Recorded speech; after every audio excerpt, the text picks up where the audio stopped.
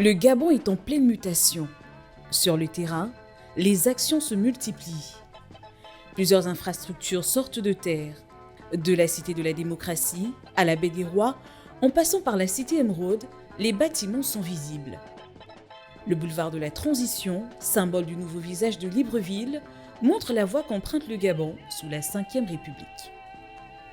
Dans l'estuaire, l'État a injecté une enveloppe spécifique de 91,5 milliards de francs CFA pour le désengorgement du Grand Libreville.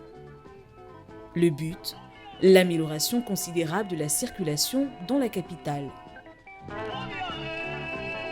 La voie de contournement se positionne comme un projet d'infrastructure majeur qui vise à améliorer la connectivité entre les communes d'Akonda, Ntoum, Libreville et Ovendo. Ce projet de 58 km, conçu en 2 fois 3 voies, reliera Abaga à la Nationale 1, en passant par Bikele et Bambochine pour rejoindre le port d'Ovendo. Le terrassement est déjà exécuté sur plus de la moitié du linéaire. L'échangeur du boulevard de la Transition, aussi appelé l'échangeur du Camp de Gaulle, quant à lui, comprend un flyover de 330 mètres et un rond-point d'un diamètre de 108 mètres, le tout intégré dans un réseau routier qui s'étend sur 4 km. Ce site, aujourd'hui, cohabite plusieurs projets qui se déroulent simultanément. Il y a notamment le projet dit des voiries initiales, qui est un projet de construction d'un réseau de voiries, une huitaine environ, qui gravite autour d'un giratoire central pour un linéaire total d'à peu près 4,5 km. Ensuite, il y a le projet de la réalisation d'un flyover, donc qui est un passage supérieur en béton armé, d'une longueur de 330 mètres, qui enjambe justement ce giratoire central. L'objectif de ces projets est de faciliter la fluidité du trafic dans cette zone qui est à la frontière entre Akanda et Libreville. D'autres localités de l'estuaire sont également en chantier et connaissent un développement significatif. Le bitumage de la route Toum-Coco Beach, longue d'environ 30 km, avec des aménagements tels que des ponts, des buses, systèmes de drainage, des péages pour améliorer la sécurité routière, sans oublier la construction de plusieurs autres infrastructures de base, telles que la station-service et les bâtiments administratifs. Les choses ont considérablement changé. Maintenant, il y a la route, au Goudjon, et c'est de façon palpable. Ça part du centre jusqu'à plus de 4 km en sortant de la ville. Il y a une station. Avec la station, toutes les choses se sont améliorées considérablement. Ils ont rafraîchi l'hôpital, ils ont réaménagé, réhabilité, c'est ça l'expression, l'hôpital et beaucoup des bâtiments là-bas.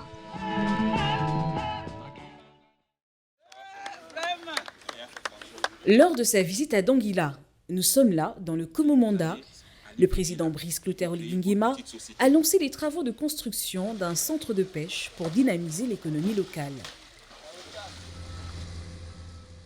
En quelques mois seulement, ce projet prend forme.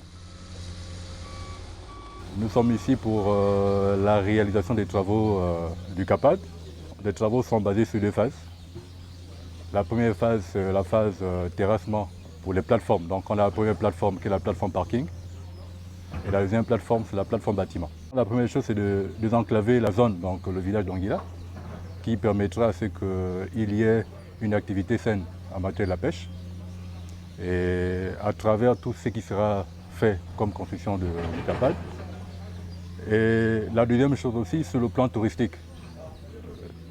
Les gens partiront sûrement de Libreville ou bien à l'intérieur du pays pour permettre à ceux qu'il y ait une visite au niveau de Donguila. Pour nous, les populations de Donguila, c'est le Messie que Dieu nous avait envoyé ce jour-là. Et il nous a fait des promesses.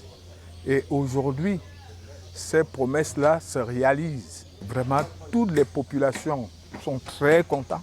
Je voudrais commencer par remercier le chef de l'État, son Excellence Brice Clotaire Oligui Nguema, pour les promesses tenues.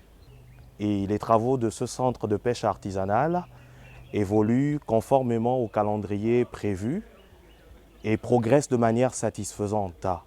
C'est donc l'occasion pour moi, comme premier responsable de la mission, de lui adresser au nom de toutes les populations nos sincères remerciements. Dans le cadre de sa politique nationale de modernisation des infrastructures, le président de la République continue de renforcer le maillage routier dans le reste des provinces. Le Moyen-Ogooué n'est pas en marge. Le tronçon Bifoun-Lambaréné, long de 74,6 km, l'une des voies les plus fréquentées du réseau national, est en pleine réhabilitation. Pour faciliter les échanges entre les provinces, le gouvernement mise sur l'interconnectivité en lançant l'aménagement et le bitumage du tronçon routier Yambi-Mandji-Amboué, long de 244 km. Tous ces travaux visent à faciliter les échanges commerciaux et à améliorer les conditions de circulation, ainsi que la sécurité des usagers de la route.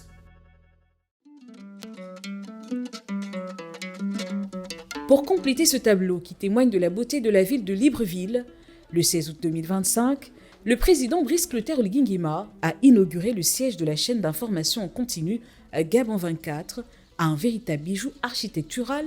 Le bâtiment est érigé sur une superficie de 7000 m², situé au cœur de Libreville. Ce nouveau siège est un symbole de la modernisation des médias publics gabonais et de la volonté du gouvernement de renforcer la souveraineté médiatique du pays. Pour la conscience collective, Gabon 24 se résume en une unique station de télédiffusion. Et ce n'est qu'à juste titre, me direz-vous, car la chaîne de télévision portait seule l'ambition de décrypter l'actualité pour tous au Gabon. Mais dès votre accession à la magistrature suprême, vous avez insufflé une nouvelle dynamique et élargi la vision Gabon 24. Aujourd'hui, ce souffle entre pleinement dans sa dimension palpable. Par votre volonté, la télévision, pilier initial au lancement, n'est plus seule, Monsieur le Président. Elle a donné naissance à sa cadette. Mesdames, Messieurs, je vous annonce l'arrivée dans le paysage audiovisuel et radiophonique du Gabon de 24 FM. Le Gabon se positionne ainsi comme un acteur majeur du développement des infrastructures routières en Afrique, en éjectant à l'échelle du pays près de 1333 milliards de francs CFA d'ici 2026. Au fil des réformes engagées, une même logique se dessine, structurer, moderniser, répondre aux attentes des populations.